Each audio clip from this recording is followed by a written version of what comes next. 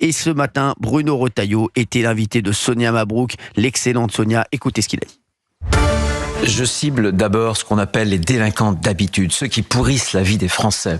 Pour être clair, on a une statistique qui est terrible. Entre 5 et 10% de ces délinquants d'habitude, ce qu'on appelle les multirécidivistes, les multiréitérants, entre 5 et 10% sont à l'origine, causent à peu près au moins 50% des actes de délinquance. Donc moi, ce que je veux, c'est que ces gens-là, on les appréhende, on les mette à l'ombre ensuite. Il faut que la justice fasse son travail.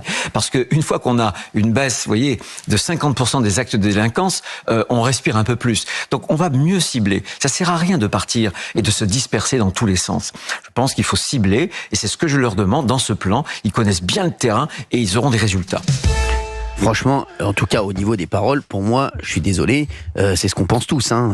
C'est ce qu'on pense tous. Et quand il s'adresse et quand il interpelle la justice, c'est ce qu'on aurait tous fait. Et c'est rare un ministre de l'Intérieur qui interpelle la justice et qui dit si la justice fait son travail derrière. Ça, c'est nouveau et on aime bien, non, Gauthier Lebray ? Absolument, que la justice fasse son travail, dit oui. Bruno Retailleau. On sait comment ce duo a mal commencé entre Bruno Retailleau et Didier Migaud, parce que Bruno Retailleau dit il y a du laxisme judiciaire et Didier Migaud nous expliquait c'est un sentiment de laxisme, comme il y a eu le sentiment d'insécurité d'Éric Dupond-Moretti. Alors, le duo a été un peu rééquilibré. Je pense aussi qu'il y a eu des recadrages de Michel Barnier sur Didier Migaud, parce que on voit Didier Migaud, il incarne dans la parole du moins plus de fermeté qu'à ses débuts. Il s'est rangé à côté de Bruno Retailleau pour son grand plan contre le narcotrafic, parce que, soyons très clairs, les multirécidivistes, là, les 5 à 10% qui causent 50% des actes de délinquance, combien dans le lot sont des petits dealers, des choufs, c'est ce qu'ils visent très clairement, voilà, le trafic de drogue. L'extrême majorité.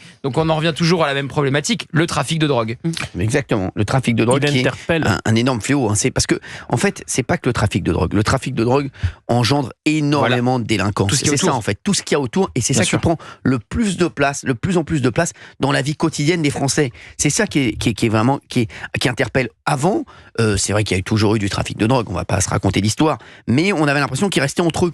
Je sais pas comment vous dire. Et là, ça atteint de plus en plus de villes. Exactement, voilà. Et ça arrive dans les centres-villes. C'est ça. Les règlements de compte, les fusillades, où maintenant, il y a des victimes collatérales innocentes qui se trouvaient au mauvais endroit, au mauvais moment. Un petit garçon qui rentre du restaurant avec ses parents. Sokaina qui est en train de réviser tranquillement dans sa chambre. Le chauffeur VTC. Exactement. Tué par un gamin de 14 ans. Exactement. Tué de plus en plus jeunes, les tueurs aussi. De plus en plus jeunes, les délinquants. Et c'est pas un sujet simplement urbain. Ça devient un sujet aussi rural. C'est-à-dire que maintenant, dans toute la France, il y a un problème de...